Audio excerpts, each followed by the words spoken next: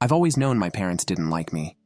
They were high school sweethearts, practically glued to each other through college, with grand plans to travel the world and soak in different cultures. Then I came along. They were still in college when my mom found out she was pregnant. Their first reaction wasn't joy, it was panic. Termination was their first thought, but their parents put their foot down. I guess my grandparents thought they were doing the right thing, forcing my mom to drop out and live with them while she carried me. But that choice turned her dreams to dust, and she blamed me for every shard of it. For a long time, I didn't even realize my mother was, well, my mother. I thought she was my sister, and my grandparents were my actual parents. It made sense. Mom never spent time with me, and when she did, it was mostly yelling or ignoring me altogether. I barely knew my dad existed. He didn't live with us, and no one mentioned him. For the first few years of my life, I had no idea I was just an unplanned chapter in a love story they wished had stayed unwritten. By the time I turned 3, I'd started to notice little things. My grandparents were the ones who hugged me when I was sad, taught me how to say my ABCs, and celebrated when I scribbled out a picture of the sun. My mom? She'd roll her eyes if I tried to show her anything. And my dad? He was just some guy who occasionally showed up on weekends, bringing awkward smiles and clumsy pats on the head. I didn't know who he really was at first. To me, he was just that guy who came around sometimes. My mom hated it when he visited. She'd scowl, mutter under her breath, and throw daggers at him with her eyes every time he tried to talk to me. My grandparents, though, encouraged him to spend time with me. They'd say things like, "She's your responsibility too, you know." Those were the moments I started piecing things together.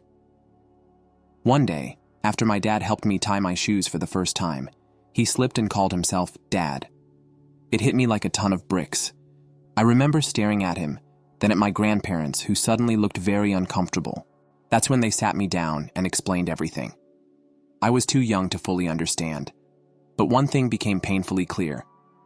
My mom and dad didn't want me, and my grandparents had been my lifeline this whole time. When my dad finally graduated and got a job, he proposed to my mom. She said yes, and they decided to move in together. That's when the next bomb dropped. They wanted me to come live with them too. Well, not they. My dad wanted it. My mom fought it tooth and nail, but my grandparents insisted.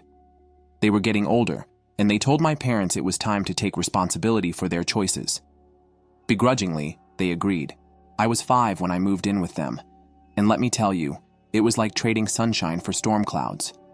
Moving in with my parents felt like stepping into a completely different world, one where I wasn't welcome. The warmth and love I'd known from my grandparents vanished overnight. Instead, I found myself walking on eggshells in a house that didn't feel like home. My mom made it her daily mission to remind me that I should feel lucky they let me stay there. If I made a mistake, forgot to clean up my toys, or accidentally spilled something, she'd threaten to kick me out. "Don't think you're irreplaceable," she'd say with this cold, hard edge that cut deeper than any scolding. My dad wasn't much better. He worked long hours and usually got home late, exhausted and irritable. Whenever I tried to spend time with him, he'd brush me off. "Not now, Claire," he'd mutter. "I need some peace." Peace? What about me? I hadn't known peace since I left my grandparents' house. It didn't take long for me to figure out that I was on my own. My mom wouldn't buy me toys, and trips to get ice cream were non-existent. Even school became a battlefield. If I didn't finish an assignment because no one had helped me, my teacher would call my mom, who'd explode with anger when I got home. "You're lazy. Figure it out yourself," she'd scream, her voice echoing through the house. I was so scared of her that I started doing all my homework the moment I got home, struggling through it as best as I could. I thought maybe, just maybe, if I did well enough, she'd finally approve of me. Spoiler alert, she didn't. What really broke me was watching other kids at school. Their parents would hug them at drop-off, pack their lunches with little notes, and ask about their day when they got home. I didn't get any of that. The only time my mom acknowledged me was to criticize me, and my dad acted like I was a piece of furniture he had to avoid tripping over. It made me wonder if I'd been adopted or swapped at birth. When I asked my grandparents about it during visits, they'd laugh and say, "Of course you're their child. They just need time to grow up." Time. I hated that word. How much time did they need before they'd stop treating me like a burden? As I got older, I started to notice just how deep my mom's resentment ran. She'd pick at me constantly, my hair, my glasses, my weight. She'd say things like, "If I went to high school with you, I'd bully you so much." That kind of stuff messes with your head, you know. I tried to brush it off, but some nights, her words would echo in my mind, making it hard to fall asleep. One day, her stubborn refusal to listen nearly cost me my life. I've been allergic to milk since I was little, something my grandparents always knew and handled carefully, but my mom thought allergies were made-up nonsense. She forced me to drink a glass of milk, scoffing at my protests. Within minutes, my throat closed up, and I was rushed to the hospital. The whole ordeal was terrifying. The police showed up to question my mom about the incident, and my dad yelled at her for being careless. For the first time, I saw her cry. She wasn't crying because she was sorry. She was crying because she was scared of getting in trouble. My grandparents rushed to the hospital to stay by my side. While I was recovering, there was a lot of hushed arguing between my parents and grandparents. Something shifted after that. My parents, especially my mom, started acting different. She began waking me up for school in the mornings, making sure I had clean clothes, and even packing my lunches. My dad started spending evenings with me, teaching me about football and tucking me into bed at night. It felt strange, almost surreal, to see them acting like actual parents. I didn't trust it at first, but over time, I let myself believe it might last. We even started doing family things, like going to the beach on weekends. I can't explain how much those little moments meant to me. For the first time, I wasn't just the kid my parents had to deal with. I felt like I belonged. The jealousy I used to feel toward my classmates faded. My parents were finally trying, and that was enough for me. When I turned 15, I discovered something unexpected: crocheting. My grandma, my mom's mom, had always been amazing at it, creating these intricate patterns and vibrant designs. She sold her creations at the local craft fair every year, and people loved them. She'd started teaching me the basics before she passed away, and I decided to pick it up again in her memory. Crocheting became my escape. I'd sit for hours, working on scarves, blankets, and little plush toys. It wasn't just a hobby. It was therapy. Eventually, I started selling my creations at the same craft fair my grandma had loved. People seemed to like what I made, and soon I was taking custom orders. The fact that something I created could bring in money, it blew my mind. But of course, when my parents found out how much I was earning, everything changed again. At first, my parents thought my crocheting was just a harmless little hobby. They didn't care what I was up to as long as I didn't bother them. But when they found out I was earning real money, enough to save for college, they flipped. My dad cornered me in the kitchen one night, his face red with anger. "Why didn't you tell us you were making this much money?" he demanded, waving one of my payment receipts. "I didn't think it mattered," I said, trying to stay calm. "Didn't matter?" he roared. "I'm out here working my ass off to pay for everything, and you're hiding money from us?" My mom jumped in, her voice sharp and cutting. "You need to hand over that money, Claire. All of it. We've been raising you, feeding you, giving you a roof over your head. You owe us." I was stunned. "It's for college," I managed to say.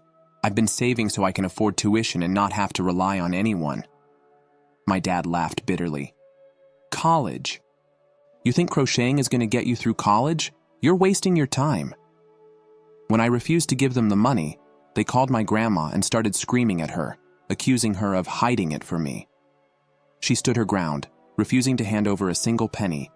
My parents were furious, but I realized something important that day. They hadn't really changed.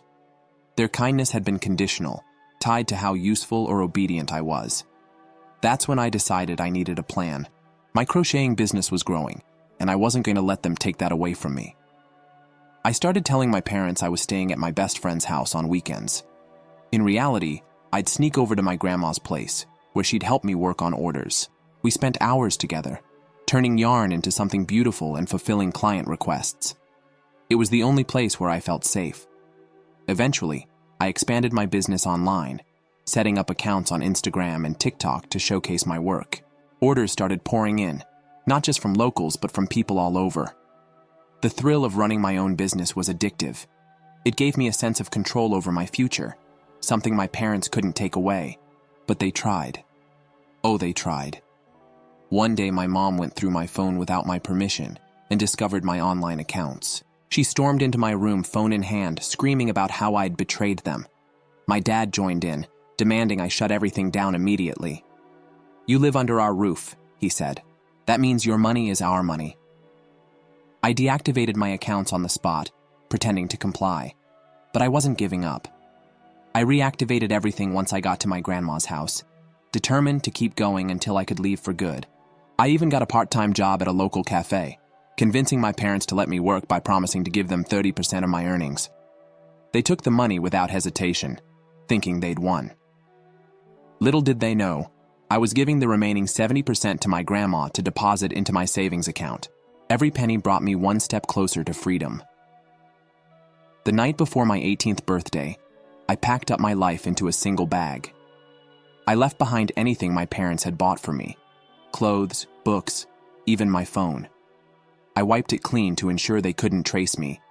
The plan was simple: leave early in the morning and never look back. At sunrise, my grandma pulled up in her car, her smile warm and reassuring. She hugged me tightly, whispering, "You're doing the right thing, Claire. This is your time." As we drove away, my parents stormed out of the house, yelling and threatening to call the police. I calmly reminded them that I was now 18 and could legally make my own choices. Their threats turned to desperate pleas, but I didn't waver. For the first time, I felt free. The first few weeks at my grandma's were a breath of fresh air. No constant surveillance, no yelling, no manipulation. I got a new phone and number, set up my bank account as an individual account, and reactivated my crocheting business online. My grandma even helped me set up a small studio in her house where I could work on orders. It felt like a fresh start, but the peace didn't last long. A week after I moved out, I heard from relatives that my parents had thrown a party to celebrate their independence. They bragged about finally being child-free and living their best lives. The news stung. Seeing pictures of them laughing, drinking, and telling their friends how happy they were without me hit me harder than I expected. Then, something unexpected happened. My dad's parents, who I hadn't seen in years, found out what had been going on. They got my new number from a cousin and called me. When I told them everything, from the years of neglect to the way my parents tried to take my money, they were horrified. They apologized for not being there for me and promised to make it right. They even shared my story with other family members, and soon I had a flood of support from relatives I didn't even know cared. The tide turned. My crocheting business started to grow as relatives spread the word and became some of my best clients. Around the same time, I got accepted into my dream college with a full scholarship. My dad's parents gifted me their old car, which needed a little work, but was perfect for getting back and forth to campus. Life was finally coming together. Then, one of my friends, a journalism student, reached out and asked if she could write a story about me. She said it might inspire others who felt trapped in toxic environments. At first, I hesitated, but I agreed, hoping it might give someone else the courage to take control of their life. When the article was published, I felt a mix of pride and nervousness. My parents, predictably, were furious. They called my grandma, demanding a share of the credit and my profits. My grandma shut them down cold, telling them to take their complaints to court if they dared. I threw a small party to celebrate my achievements, surrounded by people who genuinely loved and supported me. My parents found out and sent me angry messages, calling me ungrateful and selfish. But this time, their words didn't cut as deep. I was finally free from their control. Before leaving for college, I sent them one last email, explaining my decision to cut ties. It wasn't out of spite, it was for my own well-being. I poured my heart into that email, thanking them for pushing me to become independent, even if it wasn't in the way they'd intended. After sending it, I blocked them on every platform. Now, 6 months later, I'm thriving in college. My grades are solid, my business is booming, and I've made amazing friends. I even have a boyfriend, Kyle, who's sweet and supportive. Every weekend, I visit my grandma, working from our little studio to keep up with orders. My parents, from what I hear, sold everything and moved out of the country. I don't know where they are, and honestly, I don't care. Their absence is a relief, not a loss. Looking back, I'm proud of how far I've come. The support from my grandma, my dad's parents, and the people who believed in me has been life-changing. For anyone stuck in a situation like mine, know this: you deserve better, and you can build a life you're proud of. I did, and I'm just getting started. Story 2. Without alerting me, my fiancée attempted to relocate overseas and embezzle my funds. She is pleading with me to make amends after I cut her off entirely. I'm a 32-year-old man who has always considered himself to be rather even-keeled, more concerned with accumulating money for a secure future than with seeking out fleeting excitement. Conversely, my fiancé was the impulsive kind, always discussing his plans to travel, see various cultures, and maybe relocate overseas in the future. I liked her spirit of exploration at first. She gave me a more vivid perspective on the world. However, as our relationship grew more serious, I became aware of her lack of tolerance for us living within our means. She was always pressuring me to use my funds to fund other adventures. We have been living together in my father's 2-bedroom flat since we got engaged, which was around a year ago. I could put my wages into a savings account since it was ours, even if it wasn't a glamorous establishment. In addition to having a reliable work, I had been gradually accumulating money in case we ever desired a home or kids. Before she abruptly started talking about relocating overseas, my fiancé sounded supportive. She virtually buzzed with tales about a must-do chance in Europe when she returned home one Friday. They wanted her to start working as soon as possible when she received a possible employment offer. She dismissed my question about how she had obtained such an offer without telling me. I recently learned that everything is happening so fast. She added glitzy touches to the debate: a modern apartment in the center of a city in Europe, new relationships, limitless opportunities. I was surprised, especially considering she hadn't applied for jobs abroad as often as she had stated. Then she made a casual comment. To assist me in settling in, we'll need to access a larger portion of your savings. I raised my eyebrows. Do you mean our home savings? She gestured with her hand. Be less theatrical. We can always start over. This opportunity comes only once in a lifetime. I was uncomfortable, but I felt bad since I didn't want to be in her way. I promised her that I would give it some thought over the next days. She inundated me with pamphlets and images of stunning cityscapes. I must confess that I was tempted. The fact that she wanted to move things so rapidly, that she seemed to want little input from me, and that she kept labeling my savings as ours to spend that weekend, made me wonder whether this was an experience we could enjoy. I was thirsty when I woke up in the middle of the night. Her laptop was open on the coffee table when I walked in the living room. She left it on, and I noticed a partially completed email. In addition to detailing a deposit she intended to make from an account that appeared to be mine, it was addressed to an international shipping business, giving them instructions to move her possessions to Europe. The email's body even said that I shouldn't know about the early shipment date. Like a red danger flag flashing, the words gleamed on the screen. My heart was racing. She was going to abandon me completely. She was awful, wasn't she? She was attempting to use my funds to enable that transfer. She must have thought that when she left, I would be left with no option but to accept it. The parts of the puzzle suddenly came together. Her sudden sense of urgency, her unintentional allusions to my funds, and her evasive remarks about reconstructing her plan to abandon me overseas with every dime she could find. I gazed at the email in shock, reading it again to be sure I wasn't dreaming. She talked about transporting her clothing, furniture, and other things. No mention of myself or my belongings. Only when she mentioned that the bank account she wanted to access was in my name, did my name emerge. As if that were a minor obstacle, she stated that she would transfer money from my fiancé's account to the shipping firm to pay them. My stomach twisted. We were allegedly planning a life together when we were engaged, but here she was, carefully planning a one-way vacation abroad before facing her. I took a screenshot of everything. In a new city, I also looked into her rental contracts, visas, and search history. Advice on blocking a domestic partner from accessing a joint account. She had investigated every possibility. It wasn't a brief error of judgment. For weeks she had been organizing this. Months, perhaps. I went over to her the following morning. She was looking through social media in the kitchen, drinking coffee as if nothing had happened. I placed some of her email printouts on the table. Would you mind explaining? Without raising her gaze, she froze her cup in midair. She muttered, Where did you purchase those? I repurchased your PC. You were obviously intending to steal my money and leave the country. Her gaze flitted about, looking for a reason. Then entitlement took over. You have a lot of money stored up. I'm not stealing, really. It's for our futures together. You might be able to come later. I insisted. When did you intend to inform me? When did you land?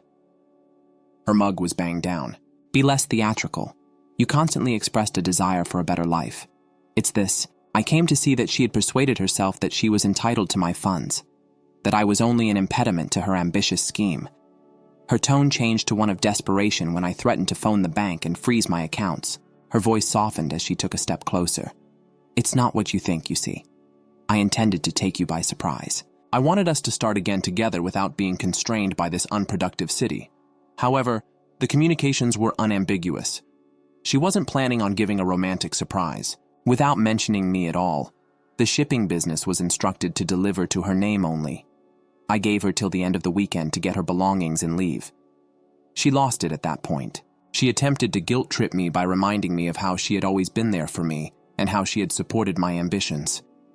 I fired back. Backed. You never stood by me. I was only a prop for your dreams. You want to ignore me completely now. She scowled and accused me of being narrow-minded and domineering, as though I had made her conceal the plan. Then, out of sheer selfishness, she threatened to tell everyone that I was the one who had called off our engagement. She never stopped trying to manipulate people's emotions. She said that since I wasn't moving quickly enough to live the life she desired, she had no alternative but to steal my funds. That anger was growing within of me. However, I also experienced a sharp clarity. I didn't believe I was getting married to a liar, a user, and someone who genuinely wanted to leave me with nothing but an empty flat and empty wallets. She packed the most of her possessions by Sunday evening, strewing them carelessly into boxes and luggage. She gave me a bark. I'm being forced to do this by you. Destroying our future because of a miscommunication. I didn't answer. I simply stood back and saw her dragging the final boxes out.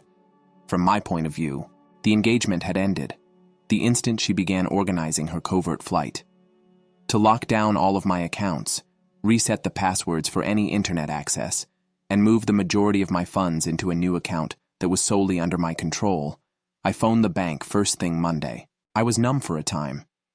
I kept thinking about how she might have easily taken all I had worked so hard for and how, when I caught her, she hardly concealed her disdain. My best buddy was furious on my behalf when I informed him about it. He advised me to be on the lookout for any other attempts she could make to electronically embezzle money. As expected, I became aware of questionable conduct a few days later. She attempted to access our previous shared credit card. Fortunately, the bank had noticed it and needed our confirmation before approving her sizable withdrawal request. Her failure to absorb her lesson was verified by it. She was still trying to get hold of something. I called the card company right away and permanently blocked her access. Her mother contacted me that same week and said I had gone too far. She said that because we were engaged and were to pool our money, it was wrong that I was abandoning her kid in poverty. I carefully described her daughter's actions. The only answer from her mother was a hesitant one. There must be a miscommunication. You can't simply stop talking to her. I became aware that there may be a familial history of entitlement. I remained steadfast, citing the written proof of her daughter's scheme. Her mother then became silent, but not before cautioning me that I would regret allowing a lady with her skill and passion to go. The hypocrisy almost makes me roll my eyes. Weeks passed, and I began to attempt to put my life back together. The nights seemed particularly lengthy. I would stand in the flat where we used to live, recalling our conversation about the future, and I had the betrayal sting once more. However, I was also relieved that I had figured out her plan before it was too late. She reappeared with a phone call almost a month later. I must see you, she begged. We must speak. A part of me desired closure, but my instinct told me that a face-to-face meeting would not be beneficial. We decided to meet in a cafe close to my workplace, which is a neutral location. She came with a face that was half manipulating, half apologetic. She began by apologizing, but her words soon turned into excuses. I felt afraid. I was stuck. I had to get away. Escape what? I asked. A secure existence with a caring companion. Her gaze strayed. She acknowledged that she had received a job offer overseas, but promptly renounced it after not presenting specific documentation. She had never asked me for those documents.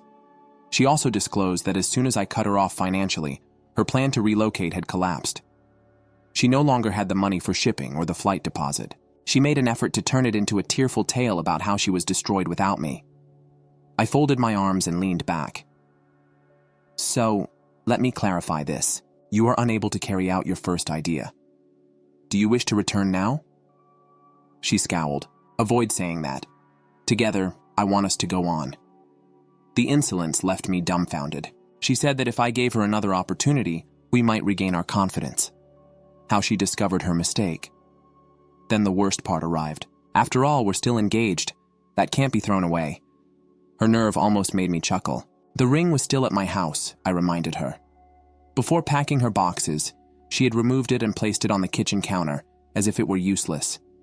She made an effort to explain that, as a passing reaction. No, I told her.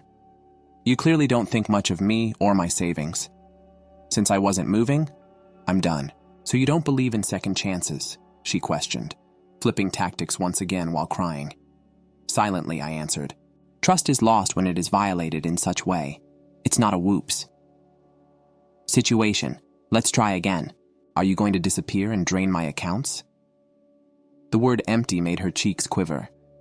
I was also aware that she detested facing the reality. Then, claiming she had nowhere to stay and was drowning in debt, she accused me of being cold-hearted. Maybe she thought I would jump in and save her, but I wouldn't. I advised her to follow her own path, as she had intended. However, your funds may provide us both with a new beginning, she begged. To get back on my feet, I only need a little. I understood then that she wasn't even attempting to conceal her intentions. She still wanted a piece of my money. We're done here, I remarked, as I got up and placed a couple bucks on the coffee table. She hissed and took hold of my arm. Don't even consider leaving. At the very least, you should talk to me about the future. I dismissed her. You had this chat. We have no future, I tell you. I walked away before she could object. I was relieved, yet my chest felt constricted. There was no turning back. She inundated me with voicemails, SMS, apologies letters, and messages in the weeks that followed. They wavered between blame, rage, and frantic entreaties. She will eventually demand payment for the emotional distress I caused. She says she was sincerely apologetic the following time. I choose to disregard it all.